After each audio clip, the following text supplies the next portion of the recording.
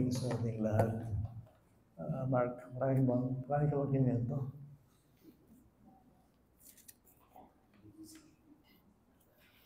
Sabi ni Sister Rose,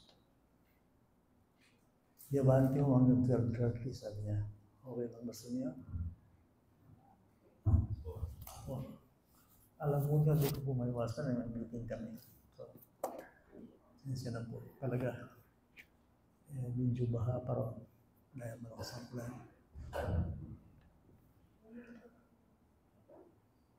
Sa awa rin ng Panginoon, mabilis yung nag-aadid sa akin eh. Dahil condition yung sasakyan niya. So, kaya nakarating ako dito. Actually, mabilis pa to. So,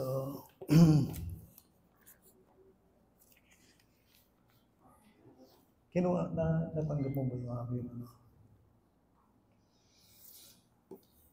Aking pong i-share sa inyo, ito yung palagay ko pinakamahalaga sa iglesia at sa bawat sa atin.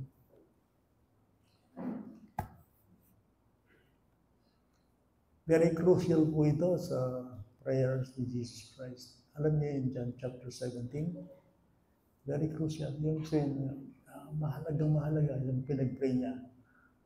At ito yung unang-una, tatlo yun eh. Hindi ko nababasahin yung buong chapter. Pero basahin sa bahay. Praising Jesus Christ, kanyang mga immediate followers. Pero hindi lang sila, kundi kasama tayo doon. At tatlo yung kanyang panalangin. Ano yun? Sanctification. Yan ang una. Yan ang aking share sa inyo ngayon. Kasi related ito sa ating previous mga series.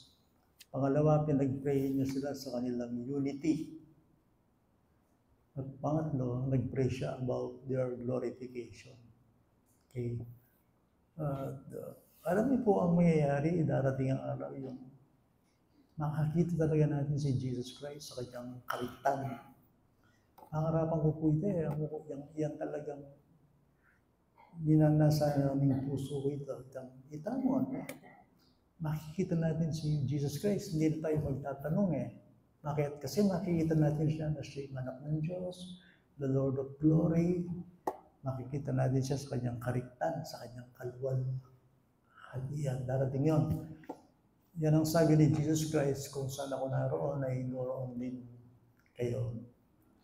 Pero hindi yan ang aking topic. Ang aking topic is about, ano ba yung title ko? Christ's prayer for His disciples' sanctification.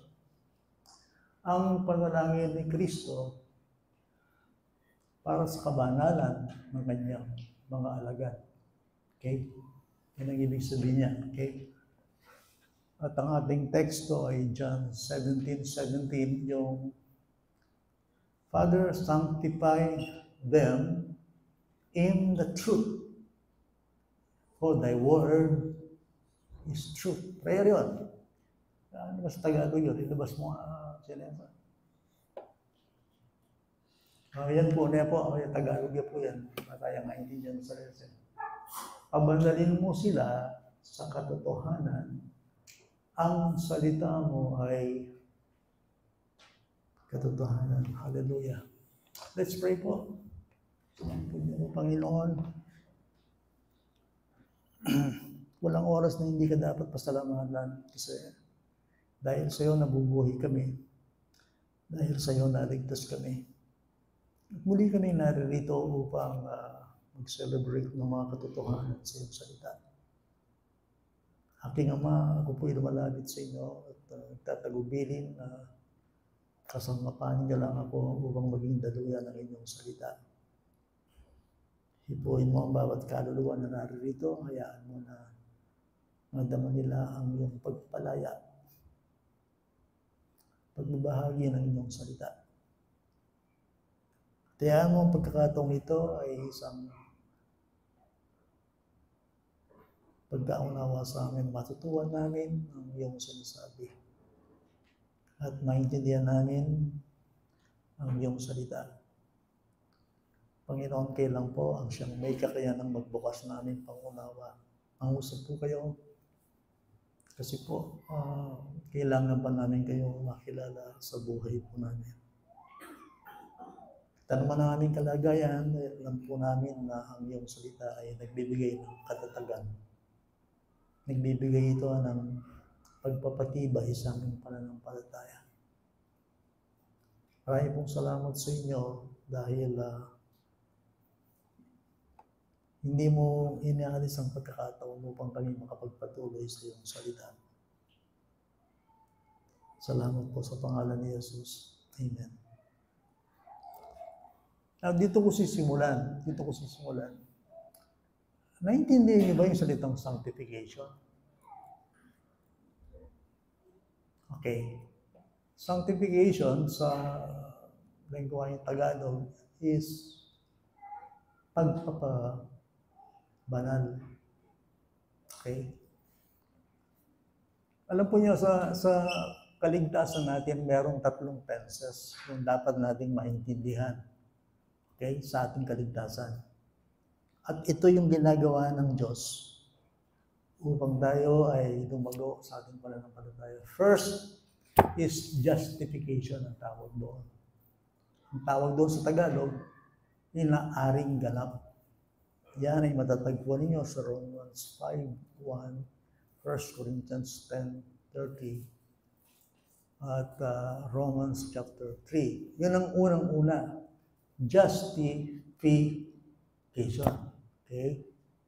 Pangalawa, ang sanctification. Pagpapabanal, pagpapawalang sala, pagkatapos nito, pag-aaring pagpapabanal. At yung pangatlo is glorification. Final yun. Sa wikang Tagalog, ang tawag doon ay pagluluwal hati. Ito ay gagawin ng Diyos sa isang taong iniligtas niya. Huwag kayong makakalimut doon. Kailangan maging malinaw sa inyo ang doktrinang ito ng kaligtasan. Kasi siya yung pinakamahalagang doktrina sa Bible na dapat nating matutuhan. Alam niyo ba ang theme ng Bible? Theme. Yung, kumbaga sa isang pelikula, ang pamagat nito. Alam niyo ba ang pamagat ng Bible? Ang theme nito, pinaka-theme nito ay Savior from Sin. Tagapagligtas sa ating kasalanan, which means salvation. Okay? So, tandaan nyo, ang Bible ay libro ng kaligtasan. Yun. Nag-pray si Jesus Christ sa kanyang mga alagad. Okay? Ang kanyang panalangin ay sila ay maging banal. Banal, banal, banal. Now, importante itong maintindihan nyo. To be saved is not necessarily to be happy, but to be holy. Gusto yung Tagalogin ko yun? Pag sinabing ligtas ka, hindi ibig sabihin magiging masaya ka. Hindi. Kung ang iniisip nyo sa kaligtasan, para ako'y maging happy, maging masaya, tabingi yun. Una sa lahat, ang ibig sabihin ng the Christian life is a holy life, not a happy life. Yung happiness, consequence lang yon ng kabanalan. Di ba? Bisa maging masaya talaga, hindi. Aliwa itang karnal na saya. Kasi yung saya na rin tao, karnal eh. Aning karnal? Yung alay nga pong din, basta din mo pera, okay lang. Carnal delight ito. Yang yung kaladwada, maging alwala, basta malusula sa katawan. Carnal ito, lilipas. Hindi ko minamasama yun. Sinasabi ko lang sa inyo, dapat supposed to be, ang kaligayahan ng Kristiyano ay ang kawangis niya si Kristo. That is holiness. Happiness is a consequence ng kabanalan. Halimbawa, kung gusto ng Kristiyano na maging masaya siya, lumatad siya sa kabanalan. I tell you. Para ka, kung yung pinakamasayang tao, mabibigay kang yatong itiing, pinakamalapit kang Diyos. Yung mabibigay talaga, ayon kang kamuryana ng Ginoo. Okay?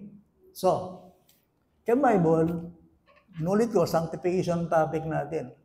Merong 3 uri, klase ng sanctification, pagpapabanal sa Bible. Remember, tandaan nyo, iniligtas ka ng Panginoon para gawing banal. Yun ang purpose. 2 Timothy chapter 1, verse 9. Ephesians chapter 1, verse 4, that from the foundation of the world, tayong lahat ay tinawag para maging banal. So, ang maging ligtas o maging Kristiyano, hindi kaagad-agad para maging masaya, kundi maging banal. Aba namin ito itong iglesia, dahil miyembro, mabibiyalagin kabanalan. Mag-umpisa kayong pastor, mag-umpisa ka rin workers, lalo na ka rin magsalita.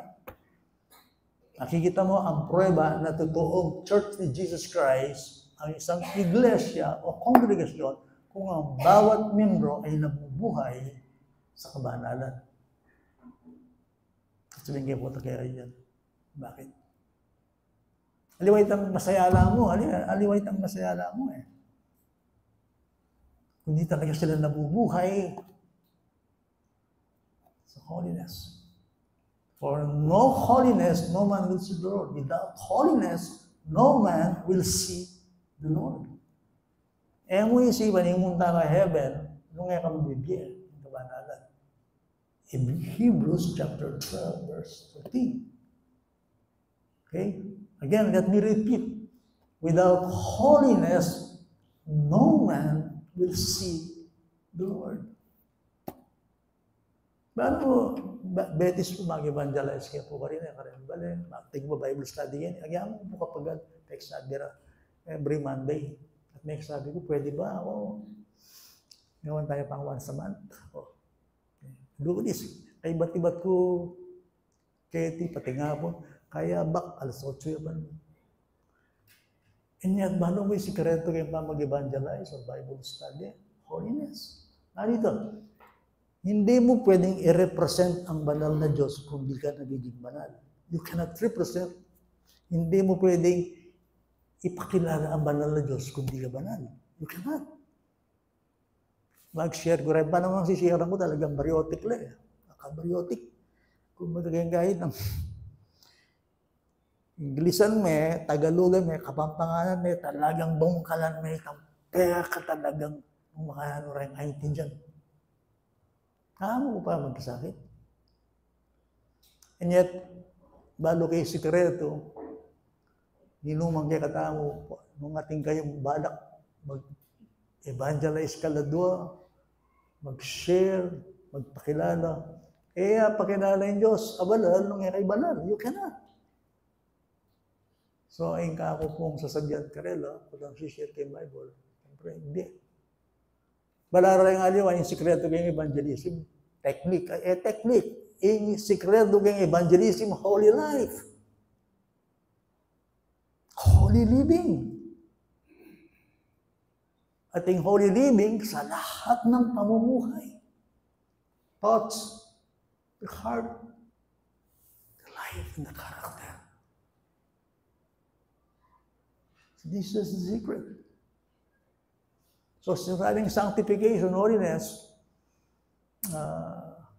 alam ka ang loud din. Ngayon yung rin explain ko kasi important ini. Sa Bible, merong 3 klase ng sanctification. At ang ituturo ko lang sa inyo ngayon yung 2. Ano yun?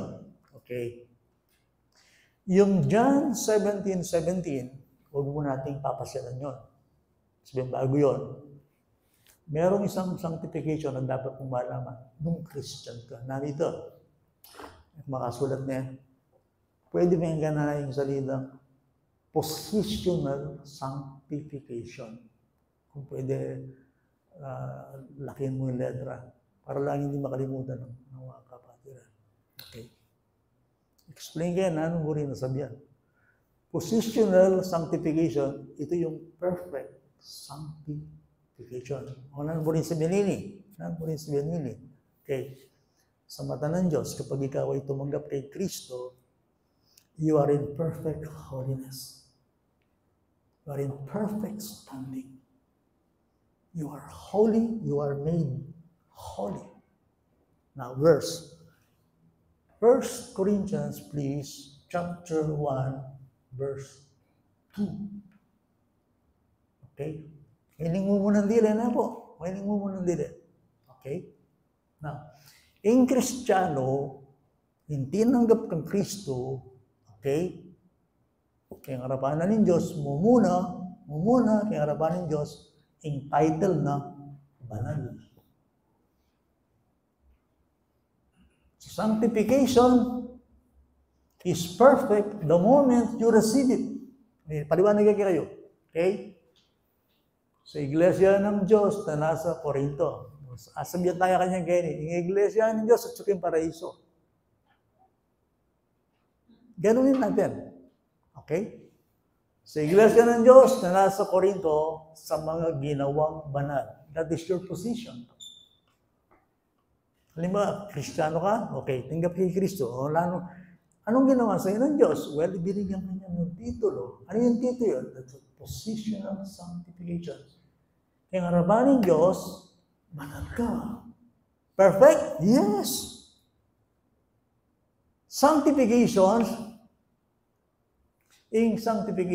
perfect yun, the moment na tinggap niya. Kapil milyari ito.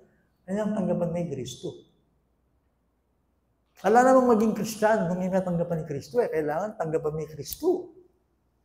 Ka pwedeng miligtas nung may kumpisal kay asbuk ni Kristo. Romans chapter 10, 9-10. Tinggap ni Kristo. Nung tinanggap mo ang Panginoong Jesucristo, yung kabanalan, yung katuwiran, yung damit ni Kristo, isinuod din ng Diyos sa'yo by faith. Paano nangyari yun? You are united to Christ by faith. Buri ko sabihin, kapatid, makiramdam niyo ko po, potang Kristiyano ka, balo mo. Ngayon, ayaw ko kakumanan, ako direkto ko mo mag-share kayo. Nung KMBAU, ayaw pa sabi, Kristiyano kayo, magsiyasat kayo, baka kayo Kristiyano. Yung Kristiyano yan, paano na? Bakit? Nating milyari kayo. Patutuan na ng word. So wala akong panggawa, KMBA ko, and yet, yung titulo ko, iaus na ako ng Bible, sanctified, holy, ginawang banal, tinawag na banal. And that's why, ingaus na kaya katama na ano, pwera kayong Christian na ano. Diba? Hindi niya na ano. Aside from Christians, nangaus na kaya katama ng Bible. S, A, I, Santo, Santa. Saints. Yan yung Katoliko ko po. Ano ba, ibalo ko kayong Santo kung sundarit ng ating makanya.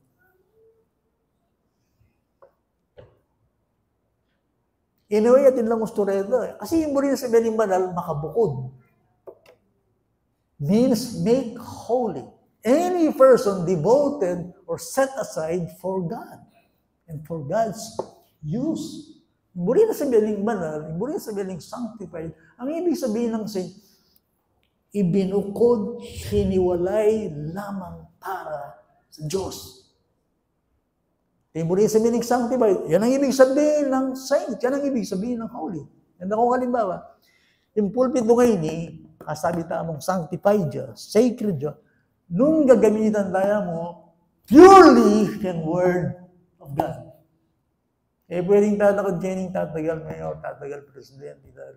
Pwedeng magamit yung alimang bagay. Nung tuturing nila, sacred or sanctified Diyos. Yung gitarang rin, hindi pwedeng gamitin yan sa mga secular music. Kasi yan sanctified, supposed to be. Gamitan mo na rin, karing hymnals, karing kantang papuri, para kay Diyos. Pwede magamit kasi sanctified na. That's why I get yung Old Testament. Dahil yung instrumento rin gino, yung kapilya, yung building, yung tabernakulo, rentawo, yung gagamitan, yung susunod na, makasanctified yun yung daya. Dahil gusto ng Panginoon, kapag ikaw ay sa Kanya ka lang. Exclusive. Ay, hindi niya ba? Yung Christian, nakaukol lang siya sa Diyos. Kaya nga, sabi ng Bible, luluguran niya ito. Uling nino, maglandi ka nga ito, lulugod ka nga ito. Alayo kaya inlugod ng Diyos. You cannot serve two masters. No!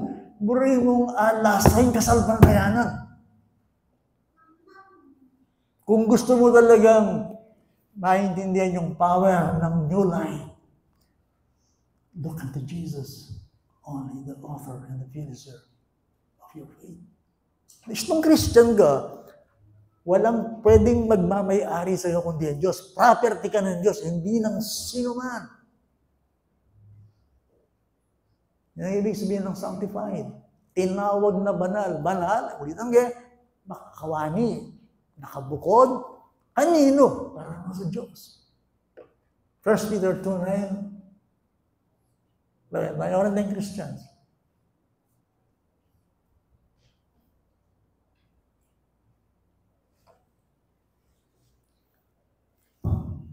Thank you. Ngunit kayo isang lahing pinili, isang maharlikang pagkapari, sacerdote muli sa rin, isang bansang banal, sambayan ng pag-aari ng Diyos. So, kakakit siya Kristiyano, called, chosen, predestined, property of God, exclusively. Ing kay kang puso, ing kay kang katawan, ing kay kang kasarilan, pareha mo kay Diyos kasi sanctified ka. Kaya nga ang Panginoon, ginagamit niya ang mga tao na nakabukod sa Kanya. Lalo na yung gamitan ng ginuing tao, ito yung mga tao, nabubuhay siya in conformity to the will of God. Kaya pag-gamit yung biyero, yung time ko, yung kagadagan ng atso ka na mo, kayong kasalanan, yung kayong gino. So, Father, sanctify them in the truth. Thy word is truth. 1 Corinthians 1:30, another thing, ito yung naman position ng sanctification.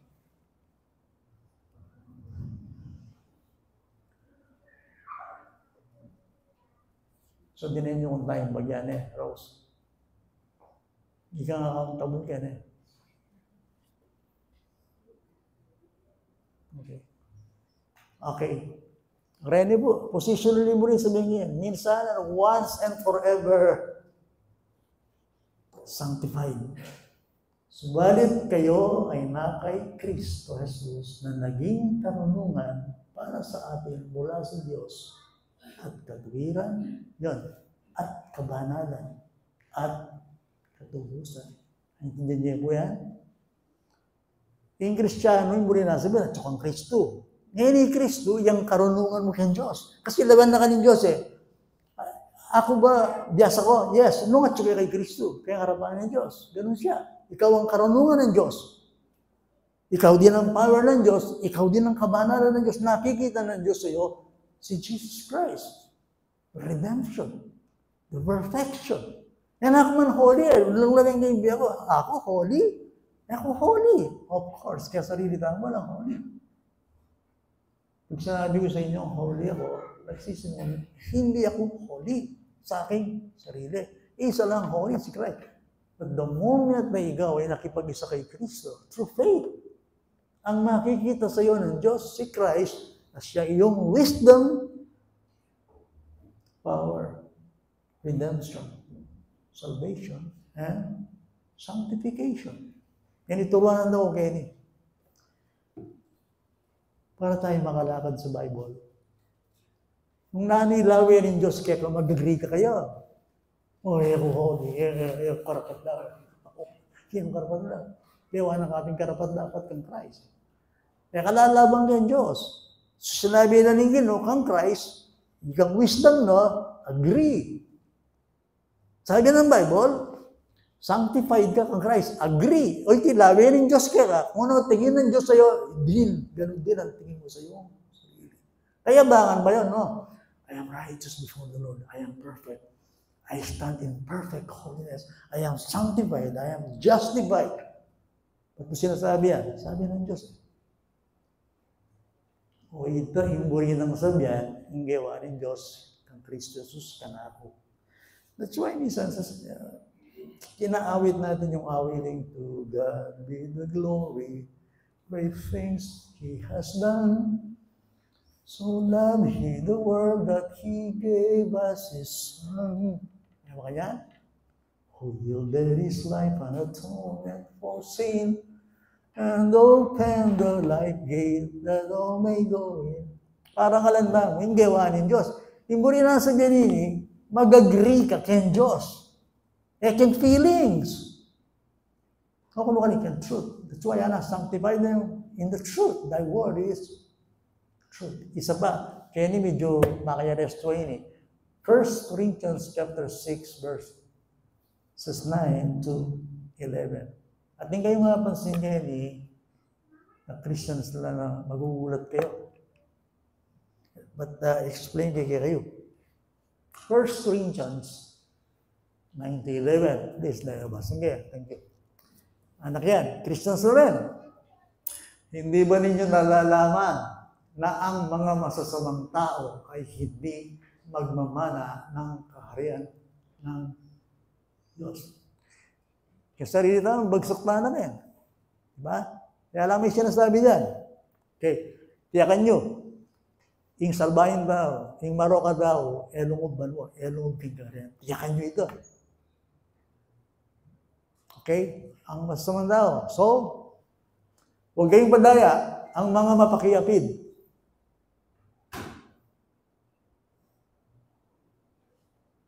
Kaya ba? Bali mo rin mga kiyapid. Okay? Ang mapakiyapid, mga sumasamba sa Diyos-Diyosan, mga ngalunya, mga bakla, tomboy, binabae, sasana kayo, yung bakla, yan mo ba nun? Yung tomboy, yan mo bakla. Hindi na. Masyado kang drastic, Pastor. Aliwaya ko yung Bible. Mabasa ko Aliwaya mo yung bakla, itamak kanya. Yung bakla, ito ng mga itong lalaki. Tomboy, makanya mo naman. Betang, kaluba yung babae pag nasan na kaluba yung lalaki pag nasan na Aliwa naman detang dupa lang bakla. Aliwa naman yung picture ka. Kung maglakad niya ka. Yung picture, bakla rin ang lalaki pa ito na nanggigil niya ka rin macho. Pag nakakita siya ng lalaki, natutunan siya at nagnanasa siya. You know? That's it, yes. Babae naman, tomboy, then type na rin mga lagong babae, kalupang babae.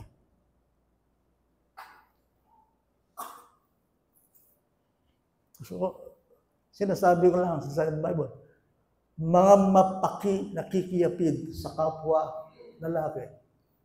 10. Mga magnanakaw, masasakim, mga maglalasing. Grace 7 there, lasing well, alam mo tayo heaven, yes. Datang mabibigay kayong anak. Kung sabihin yung mga kasosyalan, datang pagising na, alaki pa ito na, sobra-sobra. Mga mapagmura. Mapagmura. Okay? Mga manggagancho ay hindi magmamana ng kaharian ng Diyos. Kaya hindi kayo magtaka. At ganyan ang mga ilan sa inyo noon. Subalit na hugasan kayo, ginawa kayong mo rin ang sabihin niya, nung dati gagawan mo rin, ngayon igawa ng kabanal. Mo nagagawan, nung gagawan mo, dati rin. Nung halimbawa, ating Kristiyano, gagawa no rin. Halimbawa, hila rin pa-practice na rin. At kiklaim na gawa ng banal ng Diyos. Kalungo banwa. Kristiyano, gawan din. Itok lang mo rin. Kaya hindi. Minsan nagawa tala rin. Pero ngayon, gawan mo ba? Ano ba? Magpatuloy ka riyan? Halimbawa, nagkasala ka. Anong gagawin mo? Confess. Dahil may kang title. Yung title mo, Holy Person. Sanctified. Called to be holy. Ayan, malinaw po kaya sa misyon, lahat ng ito ay hindi magmamana ng kaharian ng Diyos. Ba't ko sinabi? Well, sinabi ko yan para makita ninyo na dahil sa ating pagkatawag. Now, ito yung pangalawa, the positionalidad. Yung kadwa is the progressive sanctification. The ongoing process. Kaya kadwa ini, sanctification is a matter of growth. Ining mumunang sanctification, minsan niya mangyari yun. Once and forever, you are sanctified. Forever.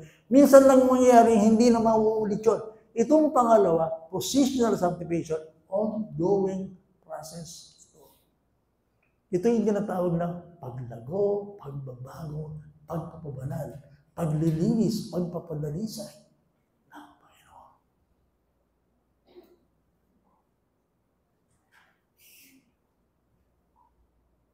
O, 17:17 in John.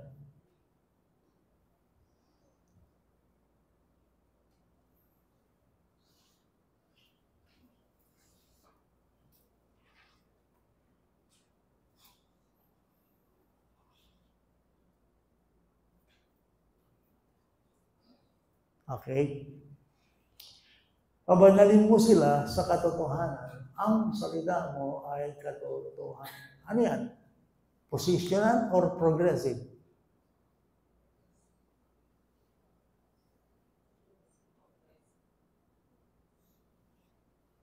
Progressive yan po yan. Kasi yan ay tumutukoy sa proseso.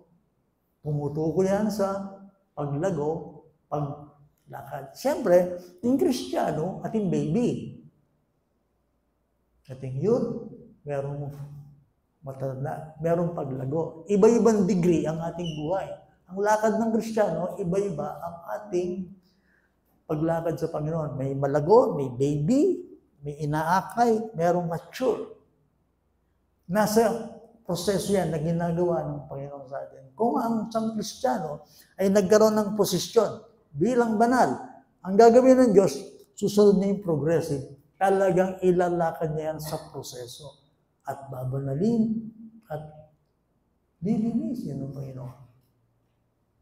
Yan ang ibig sabihin ng progressive sanctification.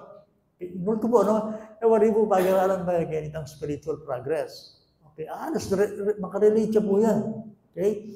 Na ang Kristiyano, ay araw-araw, pag tinrabaho ng Diyos, binabanal siya, pinapanday siya, inaayos siya, pinapatibay siya, nililinis siya, sinusuri siya, at inilalarawan siya kay Kristo. Akit yung Kristiyanong totoo, putang kalwatanan ng kayang diyan. After 20, 30 years, lalo na yung maging kalubay. Lalo na yung nakakinggan. Yung gagawa na ng Diyos kayong Kristiyano, naman nilang igang tatas na ning ginawa ni. Nakola ka ning ginawa yung eksena at i-Christ mo yung palto na kingkirang para makita ang Panginoon. Yan ang proseso ng pagpababanal. Palagay na, o natsyo yan eh. O natsyo kayo yan. Buri mo saan mag-display kayo na? Mag-preach ka makaya. Ali, ang ginagawa ng Panginoon, kaya ikaw ay tinawag para si Kristo ay mailarawan sa iyong buhay. Tingnan natin yung kanyang sovereignty. Romans 8:29 up to 30. Pero yung 29, enough na yun para maintindihan ninyo. Okay. Sapagkat ang mga nakilala yung una pa ay itinalaga naman niya na maging katulad sa larawan ng kanyang anak upang siya ang maging panganay sa maraming magkakapatid. Naring buri ng akit ng ginawa ko, Christ. Ganon din sa inyo. Babae, lalaki, ang gustong makita, kaya nga yan ang plano, kaya ka nga niligtas, lakona kaging eksena niya, dapat yung self-matair. Ang sarili, deny yourself, carry your cross, and walk with me. Yung plano na ng arkitekto ng universe is that Kristo, lun ko yung mo, ito yung makananong paralan. Holiness. Fruits. May tayo maging kalubay Kristo gagawang milagro, pero maging kalubay tayo Kristo kayong karakter. Kayong asal, kayong lakad. Yan, pilingwangis ng Diyos, kaya katao yan. Yan ang tinatrabaho ng Diyos sa buhay natin bilang Christian. Positionally, niligtas kita, binanal kita, ngayon babanalin kita. At ito yung paglago. You see? Ito yung progressive. Ito yung ongoing process. Matagal ba to? Yes, habang tayo tumatagal, tayo lumalago bilang Kristiyano, grow in the grace and in the knowledge of our Lord and Savior, Jesus Christ.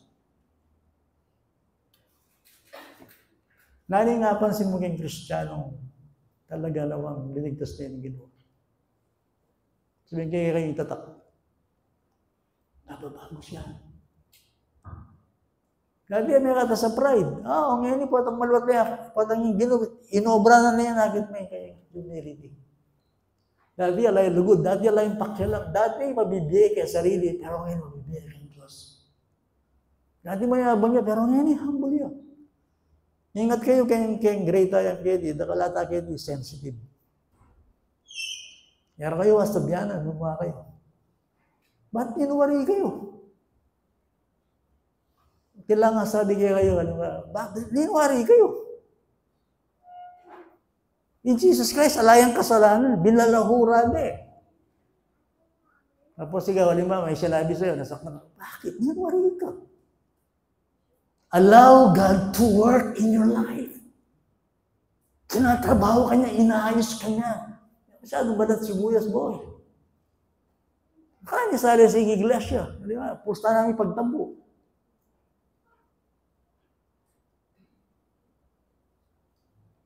Jesus Christ, alayang kasalanan, pero hingin ng putakti, hingin sunod, dinasan.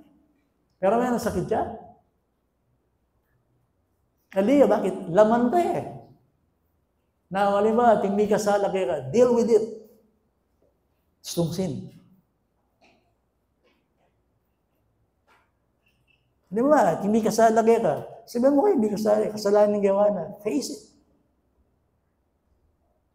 Pero halimbawa, yara kayo wakamay, yara kayo mga yan. Halimbawa, mag-share mo kung nasakit kayo. Why?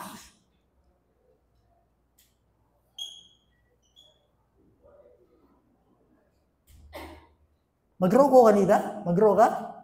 Mag-grow ka rin ba? Hindi na may sermon. Siyempre, truth hurts eh. Talagang nananakit ang salita ng Panginoon eh. Sasabihin ko minsan, if you are not punctual, you are not spiritual. Di ba? Ikaw wala naman kayong oras. Puriyan na kayo. Ako, excuse ko, huling balo yung gamo sa trainer. Pero, better siya kung mitawli. Kaya kung ugali, mitawli ka rin. Na-stress, makagising na ako. Matinggan devotion na, marami. Kaya ako nang garin, prayer meeting, kaya bisita, pupunta lang. Kaya di ko miya malilig kasi talagang ayawasan eh. Kasi yan ko kaya kayo, yung tao mag-grow, kaya ka masyadong sensitive. Again, dahil pa ka nakabuntok ng tao, nagagawan ng dispision, gustong burinan ng Diyos. Bakit? Makasahog king kayang growth dito, king kayang karakter. Lumawak king kayang pasensya. Lumawak king kayang lugod. Remember this. Kaya masyadong maigpit ka, remember, igpit lang mo yung sarili mo. Bring na sa church. Maging maluwalas ka rin nga diwa. Pero karas ka sarili mo, boy. Interesting ka. Discipline yourself. Save yourself. Kinala kaya manalangin itong galoras kaya tamal, doon, hindi kaya rin manalangin talaga. Sabihan ng Bible, maging matyaga sa panalangin, Ana.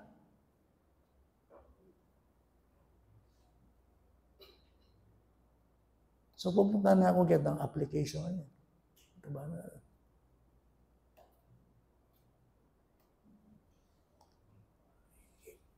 May tumibuli ng malyaring Diyos, nakaw nakaking eksena, at Kristo yung palbono. That is why, magroya in Kristiyano, naman kang pamaglugking kapilyari, katang malyari kaya kaya aldoldo, ang problema, ang pagsumok kaya kaya tayo tulad ng ganito. No! Nung may house ko.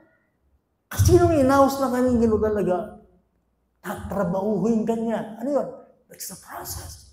The process of sanctification. He will make you holy. Eto na yung Diyos. Minsan, bibalbog ng din tao hanggang makasawa ka lang yung Joseph. Ibinalibag sa kanya ng Diyos lahat ng kasuklam-suklam na tao. And yet, doon siya lumago.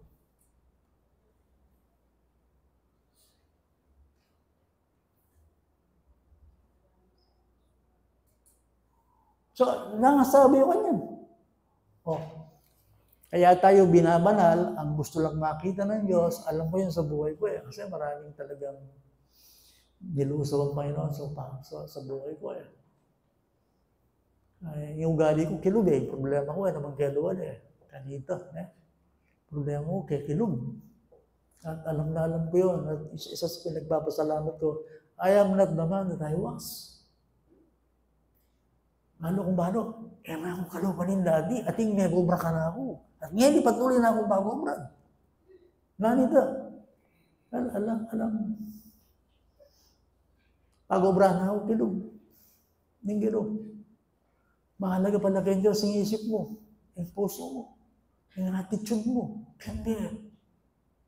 At kung tinawagan ng Panginoon, gagawin niya talaga, magiging hinog talaga sa iyo ito. Pero amo katindi rin ang bunga ng Espiritu Santo. Basta natin yun, Semla. Galatians chapter 5 ba? Verse 22. Pasang dyan, yung bunga ng Espiritu. Okay. So, yung panalangin ng Jesus Christ, Father, sanctify them, more pure, more holiness, more saintliness, more righteousness, more purity, O Lord. Dadalangin ko lang, mag-grow lang, maging banala pa, maging masigasig lang, maging dalisay lang, maging makatutuan lang, maging makakristo lang, maging banala, maging matulid lang, maging matsaya, maging lumangat lang. That's it. Kaya kung sumawang piulit-ulitan kayo, muli na sabihin kaligtasan, not necessarily maging masaya ka, nung higit mo sa bala, maging banal. Naintindihan niyo ko ba? Ano ba? Amo ka kasaya, yan nakamambanal. Una nito. So, napakahalaga nun. Ngayon, ilagay mo yung 17:17 ulit. Genesis. What is my time? Bless. So, pamanalin mo sila. Now, sino yung sila? Not the outside world. Now, sino yung sila? And Christians. True Christians. The chosen, the predestined, the called out ones, the Christians, the justified. Yung sila, yung isipan nyo, yung sanlibutan, outside world yan. Ikayo yan, ako yan. Sila. Ang panalangin ni Jesus Christ sa atin, ano? Yumaman? Hindi. Hindi yan ang primary. Ano ang panalangin sa atin? Sila yung maging banal. Sila yung maging holy. Sila yung maging nakabukod. Sila yung maging dalisay. Lumakad sila. I tell you, kaya kaligaya na mo yan. Ngayon lang sinabi na ganyan eh. Madalala mo sila sa katotohanan. Oh boy. Kaya yung instrumento. Ilmong ng instrumento ng Diyos upang tayo banalin, ala ng aliwa, nano? Truth. Truth? Truth? Truth. Katotohanan. Now, thy word is what? Is truth. Siyempre, bisa ako maging banal. Daning instrumento, magkangi ako, magkanda ako gele, maninap ko. Hindi ganun. Magkakaroon ako ng vision. Magkakaroon ako ng pangarap. Ganito yung gagawin. Mamumundok ako para ako'y maging banal. Ihiwalay ako. Hindi. Iisa ang instrumento ng Panginoon to make you holy. The truth is the sanctifier. Nukutan na kayo. Yun ang bisa maging banal kayo. Halimbawa, sabihan nyo, ako po, na-instrumento. Ating instrumento eh. Kasi gaya yung sarili, yung gawin, banal sa sarili.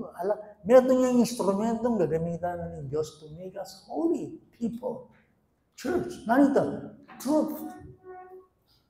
Again, truth. Meron matanda kayong Kristiyano, kalugaran ng totoo. Ikuhay ko po. Dito kayo, anya nga ken church ini, kayong kapilya ngayon. Eh, mo itang fellowship, kamayan, brother, sister, pamangan, hindi. Ang gusto ko dito, kay bakit ako nandito? Truth! I want the truth! Ako na buring falsehood, ako buring mali, ako na buring kalaraman, ako buring focus. Ang gusto ko, katotohanan, I want the truth. Yung Kristiyano, love na yung truth. John chapter 8. If you abide in my word, if you will continue in my word, you will know the truth, and the truth will set you free. In Kristiyano, the continuing process, in Kristiyano, magpatuloy yan totoo. Gusto kong mabago eh. Gusto kong magtagumpay. Gusto kong lumago. Gusto kong magbunga. Anong sekreto? Anong gagamitin ng Panginoon? Truth, my friend. Truth. Ayan ang truth. The scripture. My word is what? Is truth. Ating ko Bible. Ala ko nga natin ang Bible eh. Ano tayo, nagpapakyut? Eh, ka maging banal nung luklok kaya ka eh. Hindi ka magiging banal kung ikaw ay lang magwerda ka mo. Mag-attend ka mo. Salamat, mag-attend ka mo. Pero hindi kayo magiging banal dyan. Magiging banal kayo sa truth. The Word of God. Ako na ano? Ayan. Sige, tama na po. Yung muna akong dinig ko, ating ko Bible. Okay. O, sabi ko din eh, babasa niya. Yung dad, nagpe-Facebook lang yata po kayo eh. Kotanggay. Yan ang kadalas ang kay. Hindi. Parang nanay ko yan. Ninang ko yan. Yan. Hindi ko siya. So, makanyang mag-obring Diyos yan tao. Pag nakikinig ka ng sermon, binubuksan mo yung tenga. Tenga, naririnig mo yung truth. See? Na, meron kang mata. Ang mata mo, binabasa mo yung truth. Reading. Tingnan kotse, wala kang Bible. At tingnan mansyon, wala kang Bible. Nung Christian ka. Okay? Lahat na sa'yo, halimbawa, tapos wala kang scripture, wala kang Bible. Yung tumubugi ka sa gu. So, yan po sabihin kayo in Kristiyano, kaliguran na yung scripture. Bakit pinakikinggan niya ito? Then, pag pinakikinggan niya, inuunawa niya yung truth. There is no sound living without sound understanding. Makalukluk kaping ken sermon ko, ala ka man naintindihan, mo man naintindihan, mo man pakiramdaman, hindi mo sa inuunawa. Kaya hindi pumapasok sa iyong puso. Matthew chapter 13, may mga nakikinig ng kanyang salita at hindi inuunawa, pinaparoonan ng masama, ng demonyo, at wala na rin binihing nahahasik. So, nakikinig ako ng salita ng Diyos, inuunawa ko, iniisip ko, oh boy, iniisip ko lahat ng ito, inuunawa ko ang salita ng Panginoon. Mahal ko ang katotohanan. Mahal ko ang salita ng Panginoon. Now, kapag tayo understanding, narito na. See? Napakinggan mo, nabasa mo, binulay mo, inunawa ng isip mo. Now, finally, ano yung kasunod doon? I-apply mo. Agyan hanggang Bible, kala mo, kembali mo. Eh naman automatic, maging banal ka.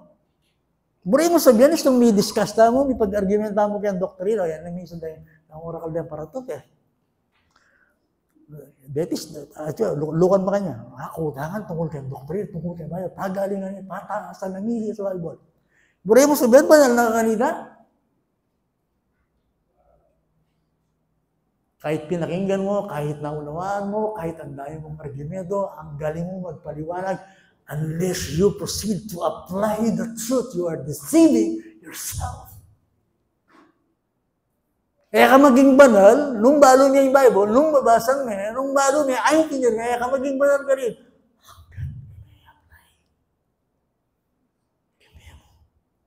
So, Lord, sanctify them with thy truth, thy word. It's true. Learn tayo mo in 1 Peter 1:22, 23. Ngayong nilinis na ninyo ang inyong mga kaluluwa sa pamamagitan ng pagsunod sa katotohanan. See? Kaya't kayo'y may tunay na pag-ibig sa isa't isa. Mag-ibigan kayo sa isa't isa ng buong alam, may dalisay na puso. Ngayong nilinis ninyo ang inyong kaluluwa, baka na ano? Uling tutok yan yung totoo. Kagawan nyo yung totoo. See? So, kaya't kayo'y may tunay na pag-ibig sa isa't isa. Mag-ibigan kayo sa isa't isa. Ang buong alam, may dalisay na puso. Actually, agyang na minsan may patay-patay dami, kakalubog dami. Agyang yung kapatay mo, luguran niya. Kasi ito yung totoo ako galing mana ng mga karayang kalubong Kristiyano. Sometimes, kaya kamanas kayo timilyari, kasakit timilyari. Kaya makaramdag yung pamaglago ko. Ano sinasabi ng truth? Obey the truth. Apply the truth. At kayo ay magiging ibigan ng dalisay na pag-ibig. Kanya makananya ka, naging word of God. Ipinanganak kayong muli, hindi ng binhing nasisira, kundi ng walang kasiraan sa pamamagitan ng buhay at nananatiling salita ng Diyos. Kaya mo rin sabihin yung born again. Born again, born of the word. Nag-iba ka ng pagkain. Ngayon, ang kinakain mo, dalisay na gatas ng salita ng Panginoon. Hindi ka lang nabubuhay sa tinapay, kundi sa bawat salitang lumalabas sa bibig ng Diyos. Yung born again, yung salita ng Diyos, pamahali. Bring na yung truth. Bring na yung word of God. Pag nakikinig siya ng sermon, inuunawa niya. Gusto ko ba, pakinggan ko ang salita ng Panginoon, gusto kong matuto. Bakit? Kaya ang pagkain ko Once and once, sabi ko po kayo, yung Christian po, kalugurahan yung totoo. Yang masakit. Hindi niyo ko ba? Kalugurahan mo yung totoo. So, anong masakit? Di masakit. Kung dyan ako lalago, kung dyan ako matututo. Sabi ko sa inyo, ang mga bagay na ito. Sabi ko, at luta ng pulong ba ng biyabe, kayo mag-grow. Kasakit na naman nila. Ang gano'n niya kami grow. 50 years, 20 years, kalwata ng biyabe, nag-aalimbawa na ko, hanggang ngayon, hindi ka lumago. Sa pananampalataya. That is my point. Kasi nga, ang salita ng Diyos, di ba sabi niya, 1 Peter chapter 2, verse 2, mithiin ninyo ang dalisay na gatas na gaya ng mga sanggol. Upang sa pamamagitan nito, kayo lumago sa inyong kaligtasan. Tapos sabi nga, sabagat ang lahat ng laman ay gaya ng damo, at ang lahat ng kaluwalhatian nito ay gaya ng bulaklak ng damo. Ang damoy natutuyo, ang bulaklak ay nalalanda. Subalit ang salita ng Panginoon ay nananatili magpakailanman. Ang salitang ito ay magandang balita na ipinangaral sa inyo. Nakikita yung tao? Nanuwi yung tao? Nung wala yung salita ng Diyos. Kung wala ang salita ng Diyos sa isang tao, ano siya? Damo. Kahit sino siya, kung wala ang salita ng Diyos, wala siyang buhay. Ano siya? Damo. Kaya mada siya pag-aralan, kaya taikon niya, kaya sino siya, kaya ano man ang narating niya sa buhay. Without the Word of God, sabi ng Bible, all flesh is grass. Ang damoy nalalanda. Subalit, ang salita ng Panginoon ay nananatili, magpakailanman. Kasi, akit siya yung Kristiyano at kaliguran ng totoo. Kasi kaliguran ng Kristiyano, ingeli pa sa bagay. So, paisusan niyang way kayo. Ating kong balik. Sige, kung lang naman balik. Salamat po kay Diyos. Congratulations. Man kay Kembri ka na. Ang masanding ko, congratulations. Pero ayaw kaliwan. That man shall not live by bread alone. O po itong matuwaan ako. O po itong masakit na ako. Nukarita mo ito.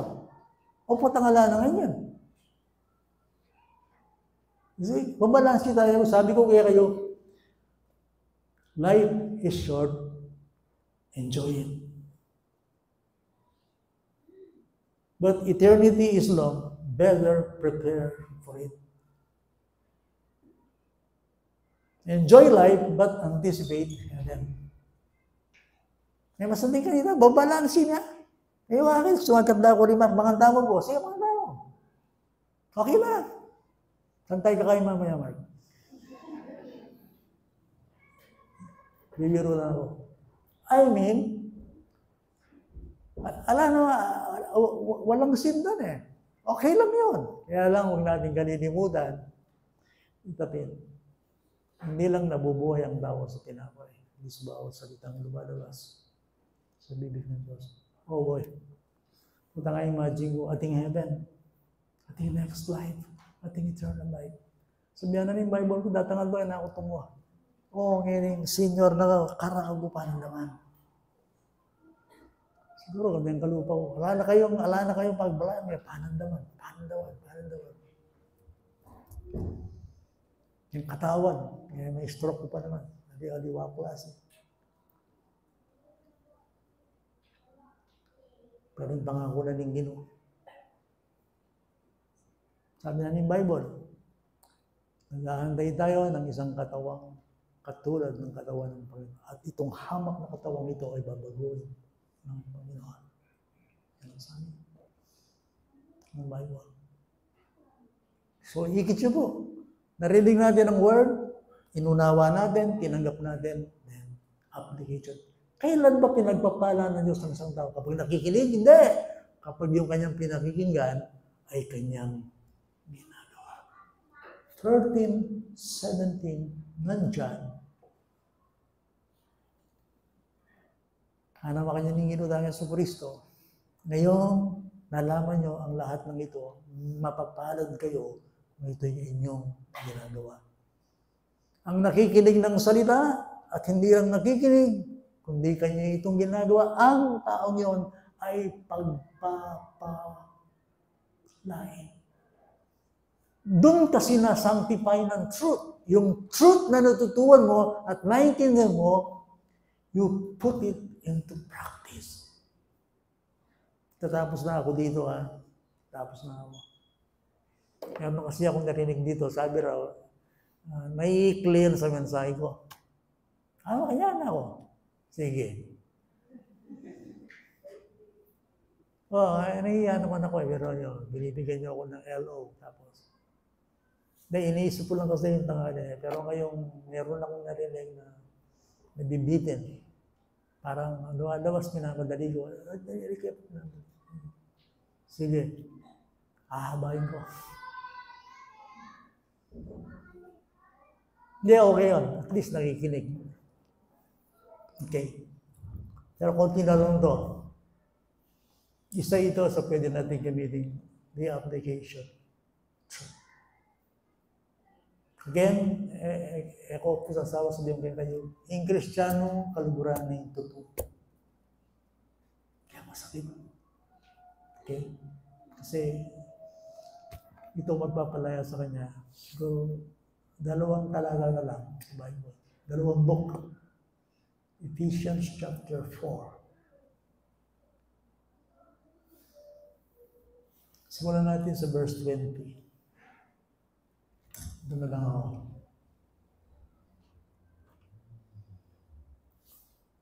Okay. Now, hindi po yung application sa sabihin ko kayo. Hindi posibleng gawan tamo. Kung tunay na siya'y inyong narinig at tinuruan sa kanya kung paano ang katotohanan na kay Jesus. Well, in-expound ko yan. Kaya yung po sabihin, katotohanan ng Jesus, hindi na aldoldo. Katotohanan nga mo. Okay? Tapos sabi niya sa 22, alisin ninyo ang dating paraan ng inyong pamumuhay, ang dating pagkatao na pinasama sa pamamagitan ng mapandayang pagnanasa. Okay, practical na yun eh. Truth. Nanong gawang ko halimbawa, buri kang i-apply truth. Put off your old self. Kubarin niyo. Yung makasalanang pagnanasa, yung lahi, yung lumang pagkatao. Sabi ng Bible, put it off. Okay? Kayo papag-pray ba mo? Halimbawa, tingin kayo muling gawan. Kayo kailangan mag-pray, kailangan nyo mong i-apply. Okay? So, naning gawan ko. Babantayan ko ang aking lumang pagkatao. Ang kasalanan kayo biya ko. Put it off. Gusto nga mo gawa yan. Sabi ko kaya kayo, naman automatic ini. Kailangan mong gawan. Gusto nga mo gawa, alang gawa, ka ma-sanctify. Automatic in Bible. Pati isipan nyo ulit, magdala akong Bible, nakirandam ko, unawaan ko, magitan ko. Posible, mabalog ka, masanctify, hanggat mong gagawa. Hanapin pala beer. Lalay itang senador. Let's do it! Do it. Let's do it. At magbago sa espiritu ng inyong pag-iisip. So, lukan nga, buling bayawan ng tao. Lukan nga mag-start, magbago yung tao. Saan nagsisimula mabago ang tao? Mind. Yung mind yung problema. Yung mind, yung thoughts, yung mind. Dito namumugat. Ing daw, abayom yaw, kay mind. Ano magbabago sa kanya? The Word of God. You cannot do it, my friend. Di ba magkatalaki? Iwasan mo lumaki ka rin babae. Nating pagnanasa. Magawa. Wala nang gawin. The Word of God. Wala mo naman din lalaki. Kaya nata mata rin. Nakamagtawat, bakit na yung may kasi, kaya na lalaki, tsuk yung Bible naman, may mata eh. Yung Kristiyano, I'm supposed to be holy, kaya luman, dapat can thoughts, kaya niya mag-start. Anong nga kung pakaluklukogan, pero di ba ako isipan? So, kaya pagkatapos itakwil ang kasinungalingan, ang bawat si magsalita ng katotohanan sa kapwa. Halimbawa, wali at yung tao na yung minsan, yung habit ng maglaro. Di ba mayroong mga taong ganyan? Sa buong maghapon, hindi siya magsasalita kahit minsan na walang kasinungalingan. Anong gagawin ko? Stop it. Stop it. Kapag pray, do it. Stop it. It's not in Bible. Malino na kaya ka nung natuturo na kailangan ito yan. No need to pray.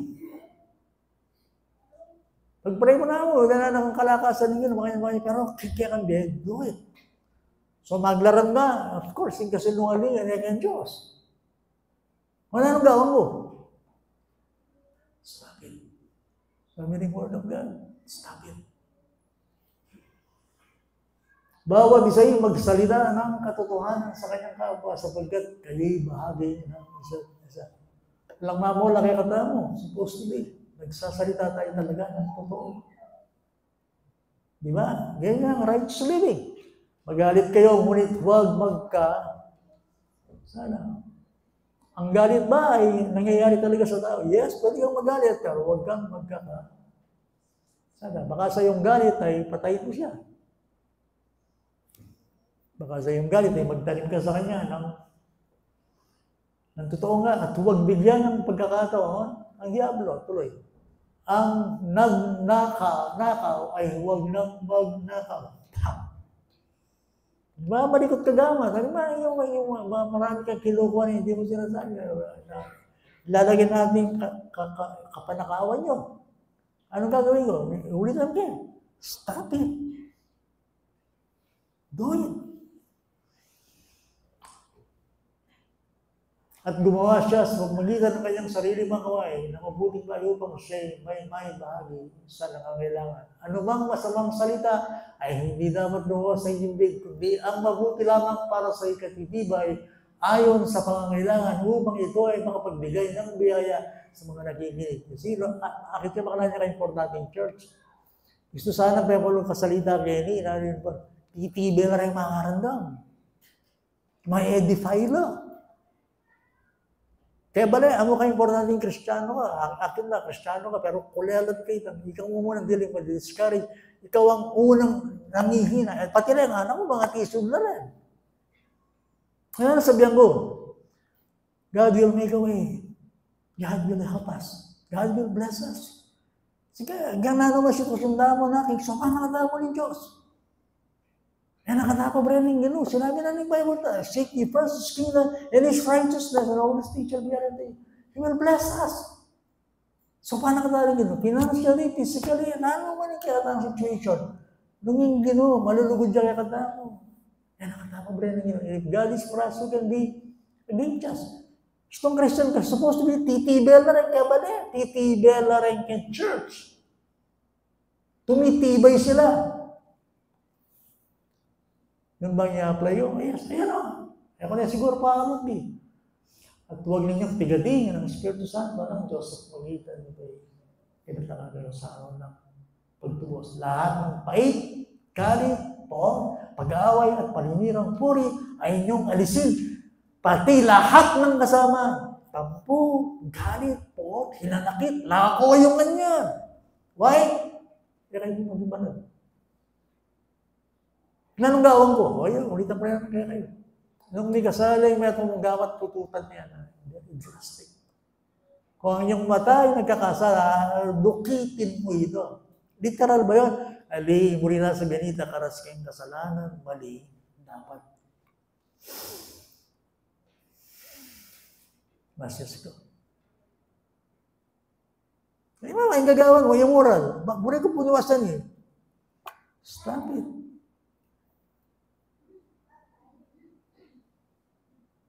Kaya lahat ng pait, galit, hanggang bagay, kaya sukal ng kirataba ka daw. Why?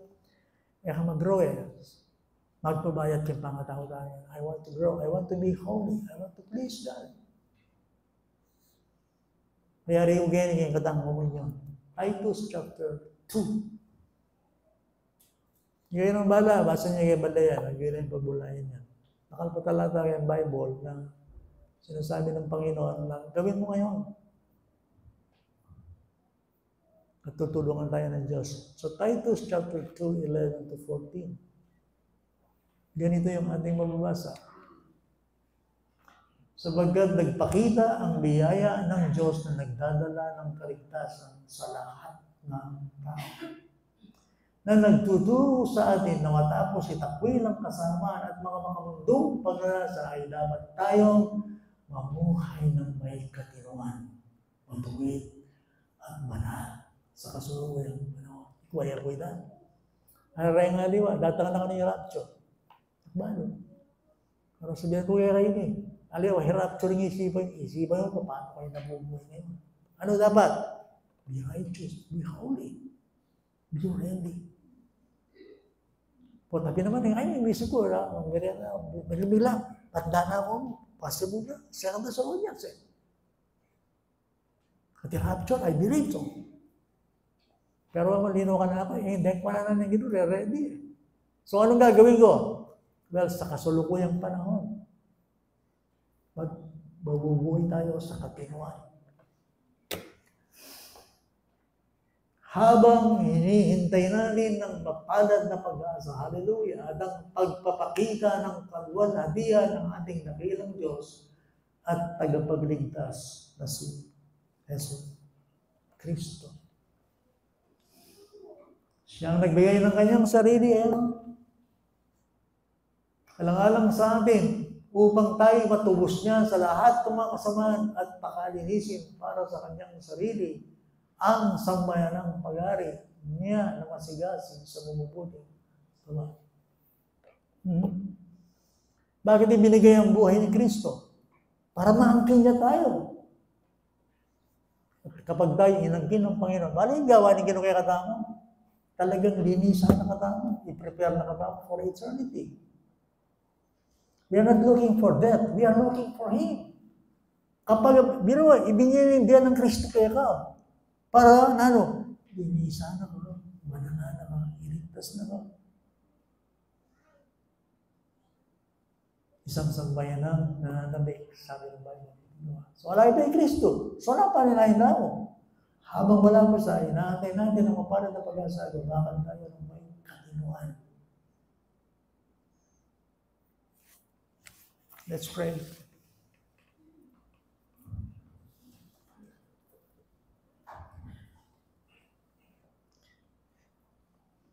Ano ang masasabi namin, Panginoon, kundi ang magpuri sa inyo? Salamat, Panginoon. Ikaw ang unang nanalangin para sa amin. Hindi mo kami tinanggal sa sanlibutan ito, kundi sinugo mo kami. Sinugo mo kami upang kami pakamanalin. Upang kami lumago sa aming pagkakilala at kaligtasan. Nakakatiyak po kami, aming Panginoon, dahil si Kristo ay nagtagumpay, siya namatay, upang kami matubos sa lahat ng kalikuan. Amang Diyos, maraming salamat po sa inyo. Sino sa amin ang pwedeng gawing banal ang kanyang sarili sa isang madilim na sanlibutan? Pero salamat sa iyong salita. Hindi mo itinago sa amin ang iyong love letter, ang iyong salita, na siyang ginagamit mong instrumento upang kami dalisain, banalin, ibukod, at baguhin. Panginoon, kung i-record mo ang aming mga kasalanan, hindi kami tatayo. But in you, there is forgiveness. Thank you, Lord. Maraming salamat, Panginoon. Salamat sa katotohanan. Salamat sa iyong salita. Panginoon, na siyang nagpapalaya sa bawat isa sa amin. Lord, nakikinig kami, nagbabasa kami, nauunawaan namin. But please teach us to apply the truth in our lives, sa buhay po namin. Kung ano ang sinasabi ng salita na dapat namin gawin ngayon, gawin na namin ngayon. Help us. Strengthen, palakasin mo po kami, Panginoon. Inaalala po namin sa oras na ito na si Kristo ay nagalay ng kanyang sarili. Ito nga po, mga elemento. Tinamay at kopa na sumisimbolo sa kanyang katawan at dugo. Inialay niya ang kanyang buhay, katulad ng kanyang binasa, upang kami matubos sa lahat ng kasamaan. Salamat po, aming Ama. Hanggang ngayon, patuloy mo kaming binabantayan at tinuturuan upang kami makapagpatuloy sa proseso nito ng kabanalan. Naunawaan din namin sa umagang ito na hindi automatic ang pagpabanal mo sa amin. Kailangan po namin marinig ng aming tenga, maunawaan ang aming isip, tanggapin ang aming puso, tingin sa lahat, ang ipabuhay namin ang mga katotohanan ito na aming pinag-aaralan at naririnig. Salamat po, Ama, sa magulong sanlibutan ay may katahimikan kay Kristo. Sa makasalanang sanlibutan kay Kristo ay may kabanalan. Sa kadiliman kay Kristo ay mayroong kaliwanagan. Please teach us. Turuan mo kami, Panginoon, na aming laging matandaan na kami tinawag mo para maging banal. Na kami binukod mo upang maihayag si Kristo sa buhay namin. So, umagang ito, habang kami nagpapartake sa banal na hapunan, search our hearts, cleanse us. Please, Lord, Saliksikin mo ang aming puso.